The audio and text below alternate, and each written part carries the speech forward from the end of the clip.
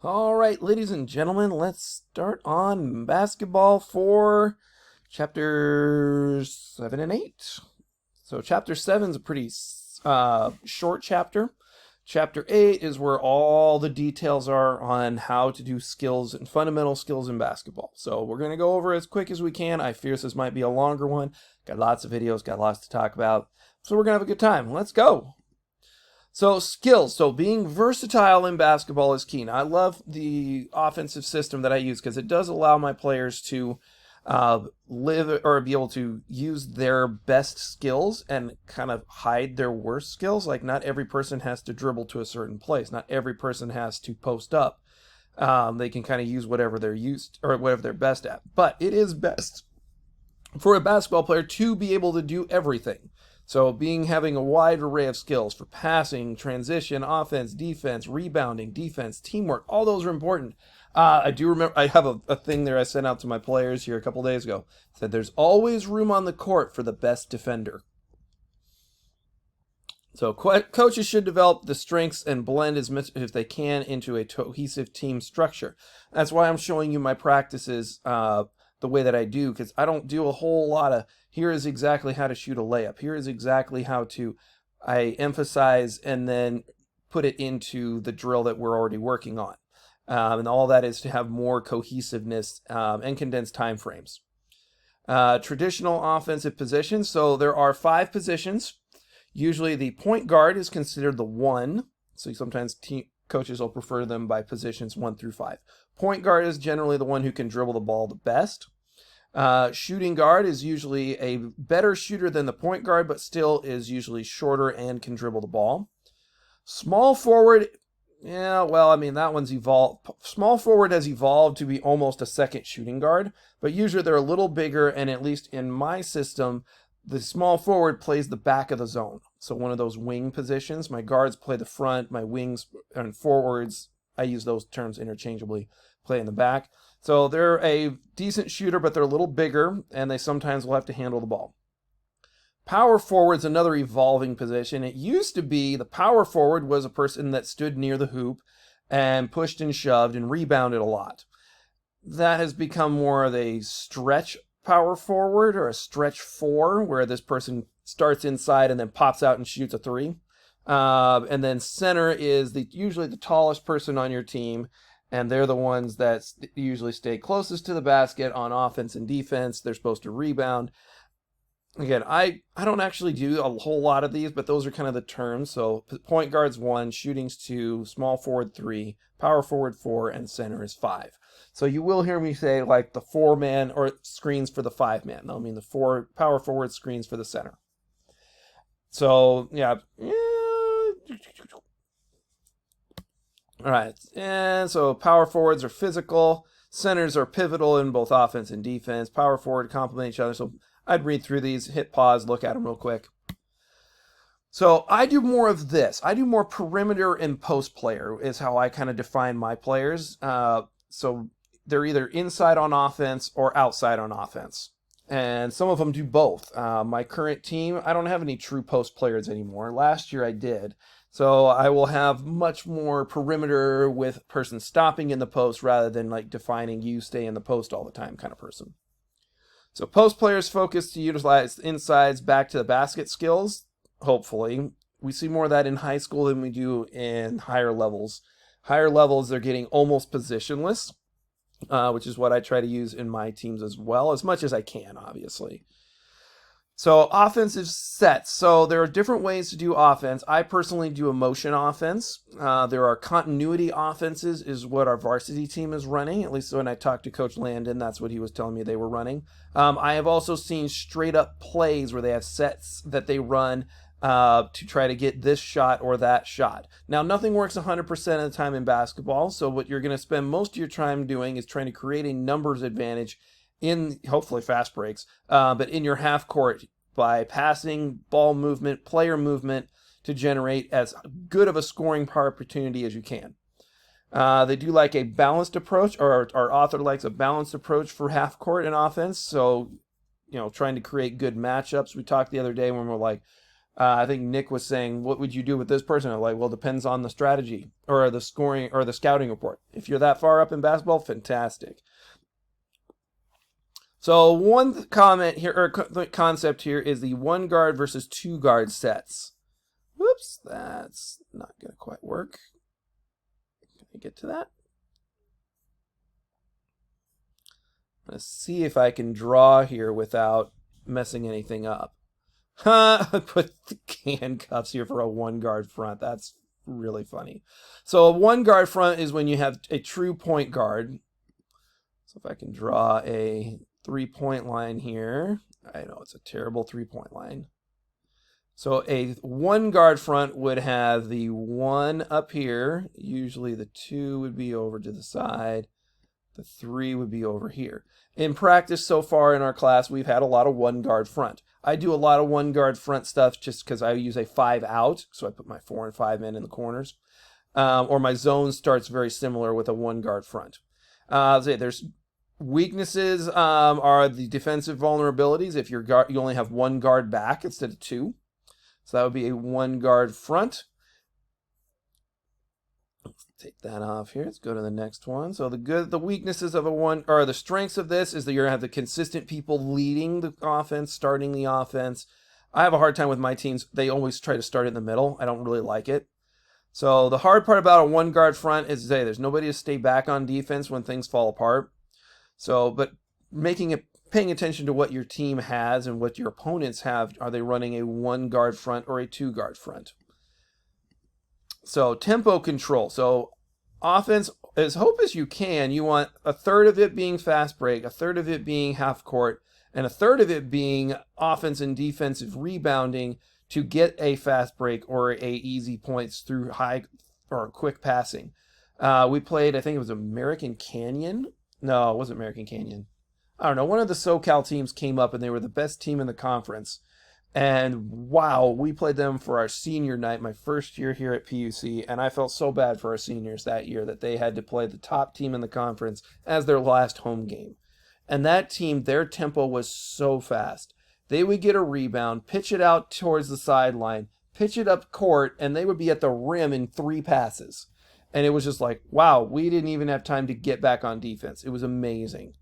So mastering tempo, some of your point guards need to have a good sense of the game. I used to play a point forward position where I play center on defense and point guard on offense. And it's because our guards, when things would fall apart, they would just try to sprint and run faster. Well, there comes a time when your team is falling apart that you need to slow it down and run an offensive set or get into your offense is what my teams do. But having someone that can feel that tempo out, and coaches also control it by calling timeouts and stuff like that.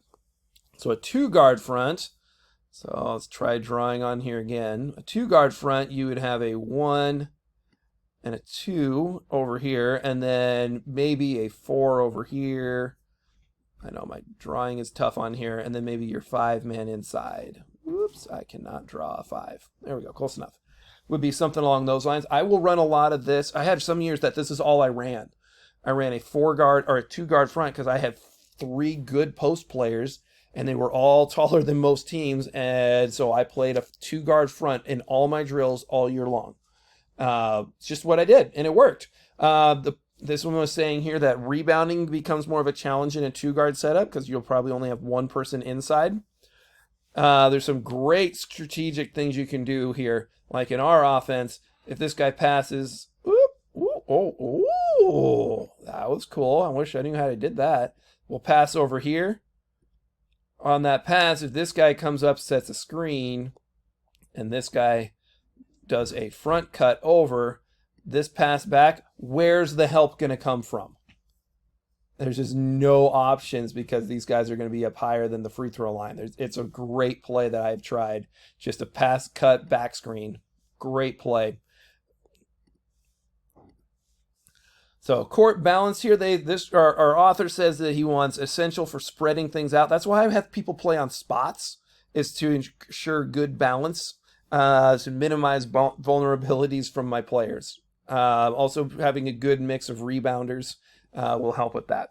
All right, so that's the overall concepts of basketball there. Now we get to the nitty gritty. Wow, I got through that in 10 minutes.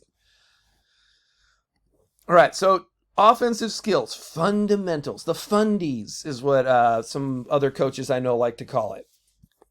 So being able to have the basic fundamentals, and there is definitely a way of teaching that I have done. I've definitely done this where I have the players go out there and we work on specific fundamentals, but I had trouble transferring them to games. And so that's why we were trying our games approach that we've been doing in practice class, where the 3-on-3, if you don't pull that ball up to your shoulder in a 3-point contact, strong with the ball position, your team is off.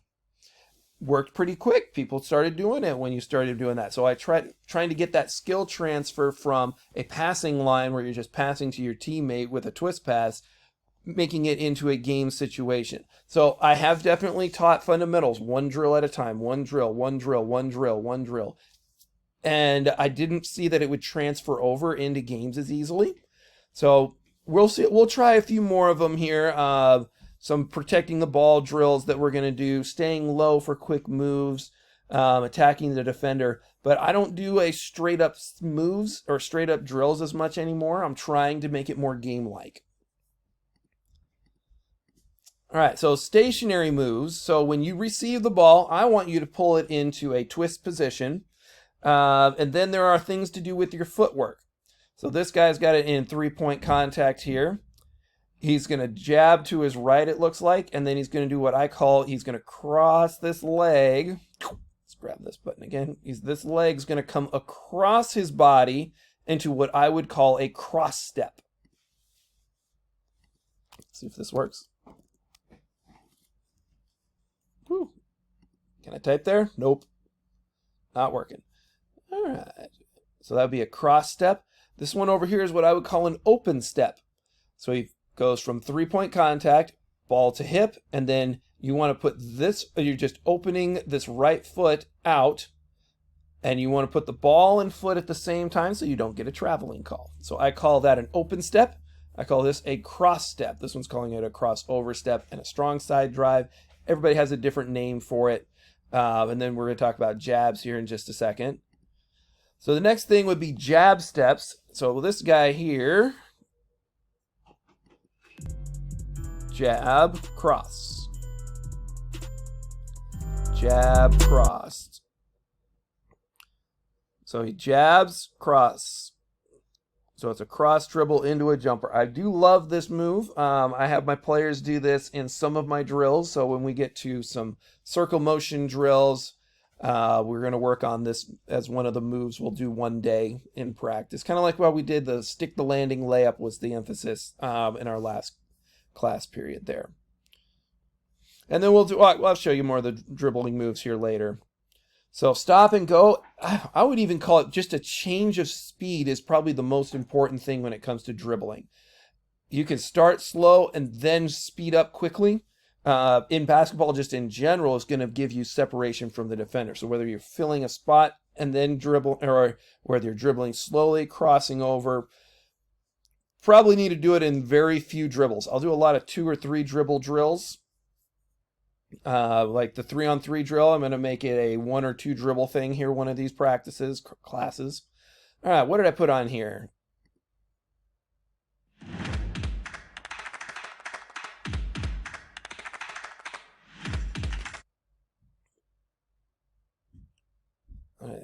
In this test, you'll learn a pattern that we'll be using for other tests. Beginning on the baseline, control dribble to the free throw line. Then switch to a speed dribble as if you're going by a defender. You are headed north-south toward your goal on the other end. When you hit the 3-point line on the other end, put on the brakes and switch to a power dribble moving east-west. We're pretending that defense has stopped you, that you have a defender on you, and you're moving the ball to the wing, perhaps to get into your offense. When you get to the wing, you're going to back up to get space. That's called a reverse dribble.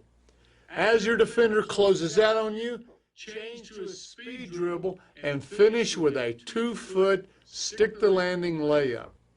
That completes your first trip. So that's a drill we will do. I've done this in physical education class very successfully. I'll teach each of those individual dribbling styles, and then I'll have them at the end of the last part of the class. We'll do this pattern, and then we'll add things to this pattern as well. And I think I have that in a later video here. So additional dribbling moves. So some other things like behind the back, between the legs, the pull back, the inside out dribble. That's what we're going to talk about in this video here. Those are all things that can be added to, and they're all, you want to make sure you're using them as an offensive strategy. Use it to attack. Don't use it to show off. I know that I grew up in the Allen Iverson age where people spent a lot of time just dribbling crazily. So let's see what this video has here. I think this is an addition to it. Test number 2 substitutes the in and out move on each cone. Right hand down, left hand back, 4 trips.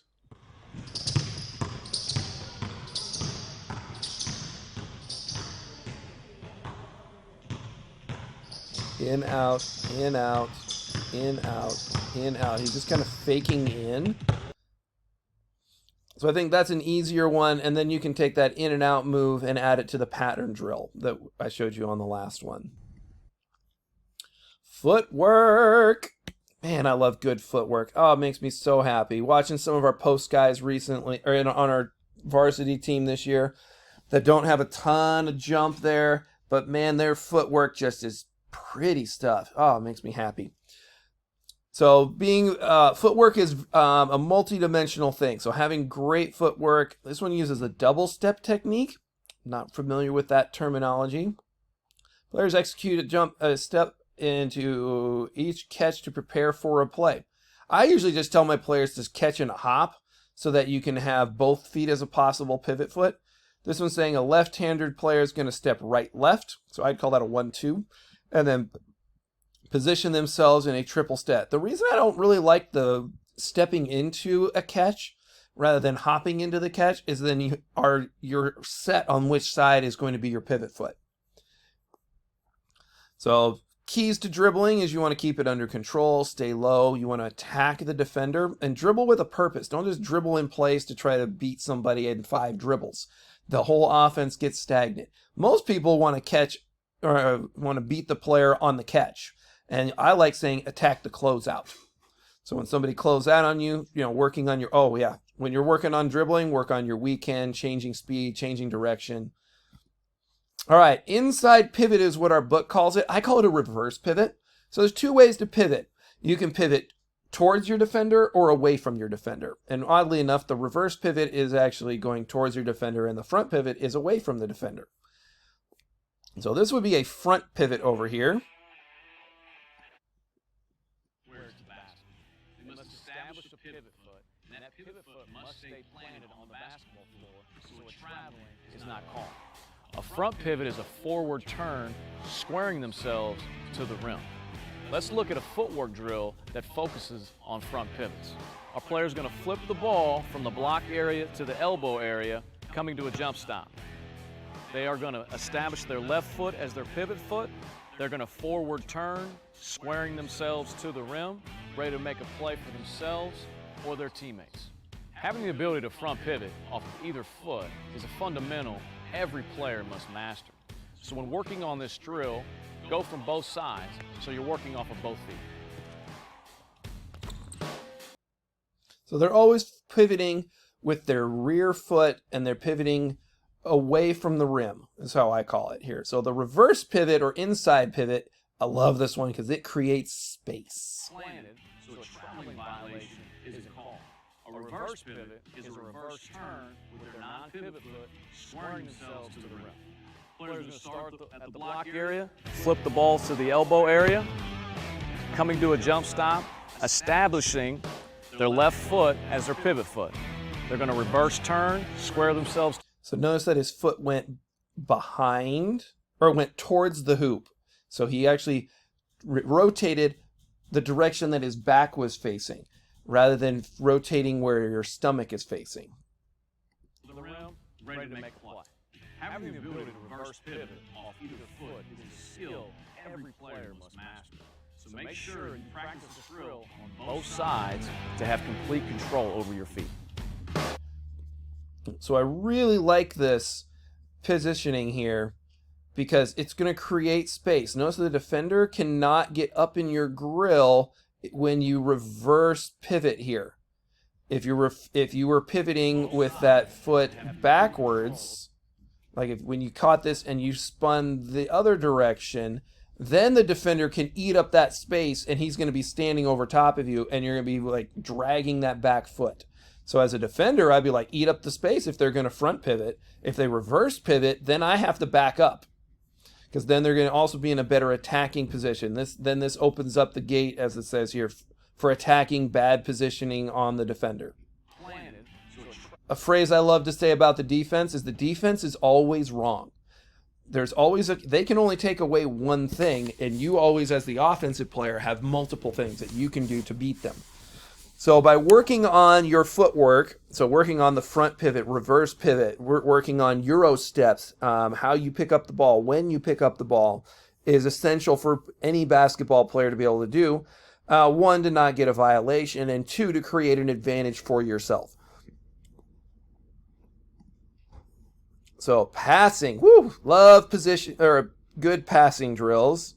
So emphasizing a good passing drill. I like to keep the passing drills to a minimum and try to do them more with a team-oriented thing there. How you catch the ball, keeping it hard, or making three-point contact. Make sure you check your book for what exactly they want on the do's and don'ts of passing. That's probably a pretty good quiz question there.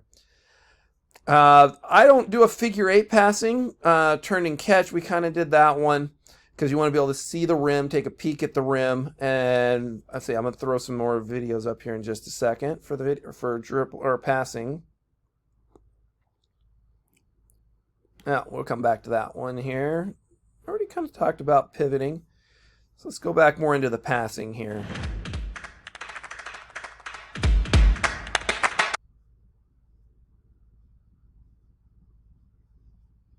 In order to take the next test, practice the following.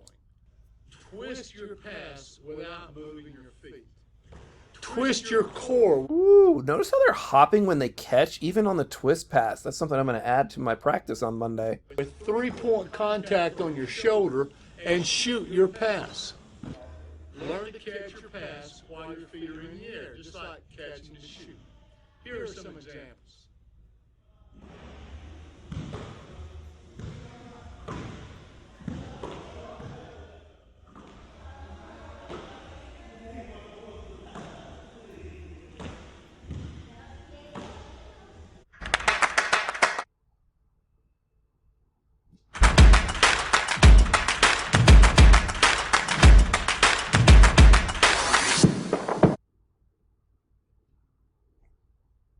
Your partner, he or she, facing your partner, he or she will shoot the ball over your head and behind you. You will turn, run, and catch the ball after one bounce and stick the landing, turn, pivot, and peek at your goal, which in this case is your partner. Then twist pass to your partner and return to your position. This peeking at your goal is a habit that I want you to establish. It's made famous by my friends at Point Guard College. It's just a good habit every time you get your hands on the ball to immediately look at your own goal. We call it peeking. Now, to pass this test, you've got to do all this without losing balance and without traveling, and you need 10 out of 10 perfect passes back to your partner. If your partner has to move their feet to catch your pass, it doesn't count, and you got to start over.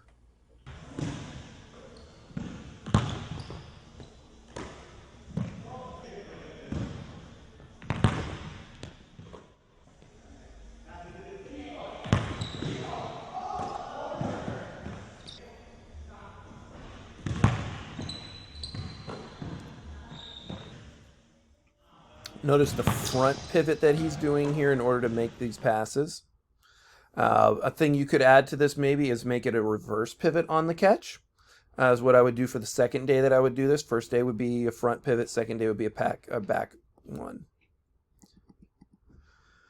All right, so passing drills. We already talked about that one. So dribbling. So teaching people to dribble is a massive key to basketball. So keeping low, being able to attack your defender, and also just having offensive fluidity, being able to get to the rim and get layups, hopefully scoring opportunities, using your dribble to keep the offense or the defense off balance, and then practicing as many various scenarios, which is why we're doing kind of a games approach is what I'm trying to do. We kind of talked about pivoting there a little more, conduct consistent practice with pivots. All right, so confidence, so just having good habits in practice. So practice helps build confidence, repetition breeds success. Great quote there.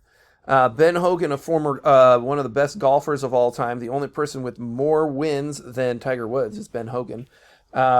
Is an example of under pressure, being calm under pressure showcases daily practice and impact on performance. So the better you practice, I always say perfect practice makes perfect, not practice makes perfect. So doing is drills that we're kind of come in chapter 10 are for shooting skills, game scenarios, and we'll analyze as many of those as we can in our lectures here. Consistent practice fosters success. Hogan's routine of 200 shots per day. Now that's golf, but we could do the same thing for basketball. 200 jump shots a day exemplifies importance for practice and peak performance during those crazy moments. If you've practiced pressure free throws when you're tired, when you have that fourth quarter free throw, you're going to be able to make it because you've practiced it. Some other skills here to talk about. So there are some things like V cuts and L cuts to try to outmaneuver your defender. I don't necessarily teach a V cut, and you'll find out why if we've gone over it already in another year. But this year so far, we have not gone over read lines and filling and cutting that way. I kind of bait the defense to come over the line so that I can attack them, where some people will like purposely, a V cut would actually be, so my 3-point line here, where the offensive player is actually going to walk into the defender and then sprint up to try to receive the pass from another player over here. And hopefully they can walk their defender backwards, and then he's going to come up behind it there. That's what a V cut would be.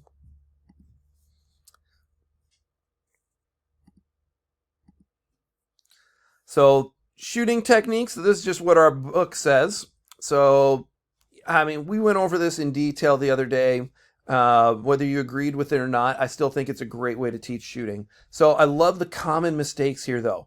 The common mistakes are taking contested shot, as in with a defender in your face here. This is probably a contested shot here. Failing to plant your feet correctly. So I call that game slippage in your shot. Losing focus on the basket during the shot, so you're watching the defender rather than the rim. And just not being accurate in your shots. So offensive tactics are going to be screening and cutting. We do a ton of cutting already. I'm pretty sure we've already, if it's another year, we go over passing and cutting the first day. I do want to get more consistent in how we cut, with our hand out, looking at the ball, calling for the ball. You'd be surprised how much calling for the ball on the cut will force help side defenders to move. Just something as simple as that. Ball, ball, ball. Or be like, or call their name, coach, or, Jared, or, no, I'm just making up names at this point.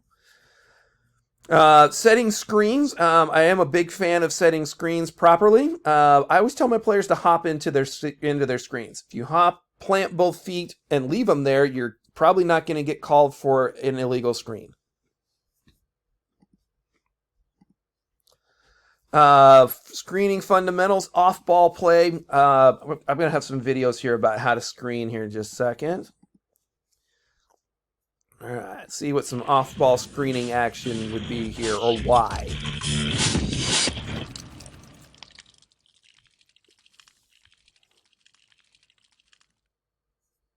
Hello, I'm Rick Torvald, and welcome to Better Basketball. In almost any offense or any game, you're going to find yourself cutting to the basket. If you don't get the ball, what's next? To be a next-level player, you need to have more than one answer to that question. If you're in the read and react system, you'll be cutting a lot. When you pass, you must cut to the basket. When dribbled at, you must cut. When you feed the post, you must cut.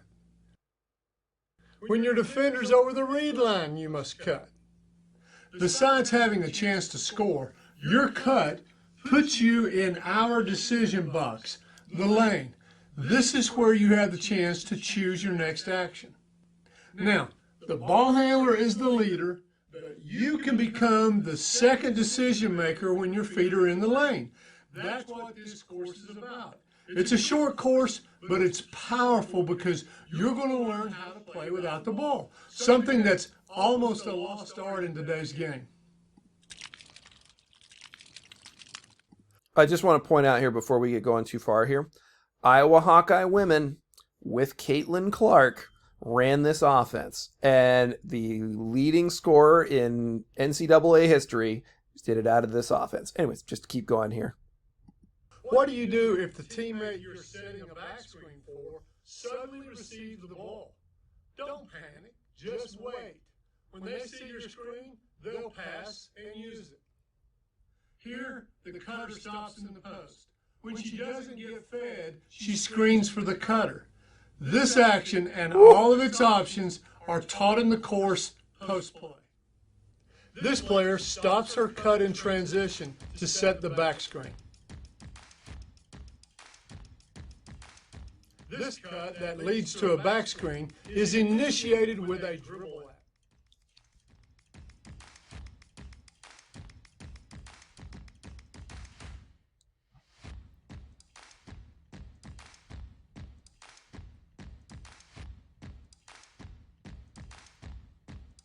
This back screen does not result in a layup, but the cutter gets the ball in the logo, a good place to go one-on-one.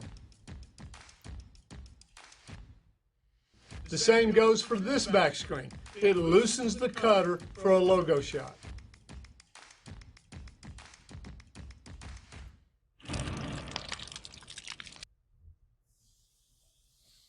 So that's just some examples of back screens and cutter screens here. And I love this one because they're all unscripted. I do know some offenses that purposely script. This is one I've struggled to get my basketball team to do with high schoolers. Some people are better at it. I did see in our first 3-on-3 drill that we were doing, I had a couple of people doing back screens. And they were varsity guys who already kind of had option or had kind of a clue what the next best action could be. And there's a whole, now this is a 20-minute video. I only showed you a part of it. And there are other ways to score out of a cut or out of a back screen there. So kind of a summary here, and then I'm going to have a skills test for you to try. So skills test or mastering the fundamentals, fundies, dribbling, passing, and shooting is successful on all is crucial for success. I really do start with shooting, and then I go into more on the passing and dribbling from there. Players should be able to practice moves from stationary and be able to do things on the move as well. Off-ball skills like screening, cutting, and getting open. Positioning